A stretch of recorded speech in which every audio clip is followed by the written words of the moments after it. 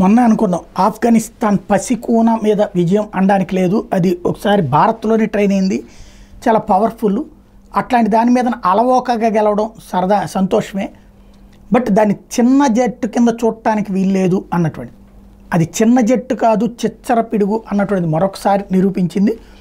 Afghanistan Australia మీద ఘన విజయం సాధించడం అన్నటువంటిది సూపర్ 8 పోర్లో అద్భుతమైనటువంటి విజయాన్ని అందిపుచ్చుకుంది. ఆఫ్ఘానా మజాకా అన్నటువంటి పేరు తెచ్చుకుంది. ఆఫ్ఘనిస్తాన్కి చిన్న జట్టు అని ఇంకెవరూ అనలేని పరిస్థితి తీసుకొచ్చింది. ప్రధానంగా సూపర్ 8లో బలమైన ఆస్ట్రేలియాని కంగు తినిపించింది. గ్రూప్ 1 మ్యాచ్లో ఆఫ్ఘన్ 21 పరుగుల తేడాతో గెలిచింది.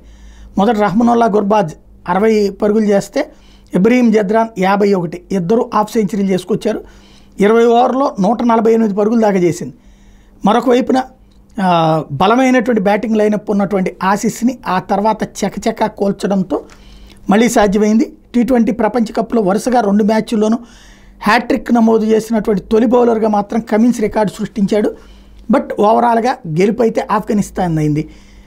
20 పరుగులకి 4 వికెట్లు తీసినటువంటి నైబ్ ఇందులో కీలక పాత్ర పోషించాడు. ఓవరాల్గా చూస్తే ఆఫ్ఘనిస్తాన్ ఇప్పుడు మామూలు జట్టు కాదు.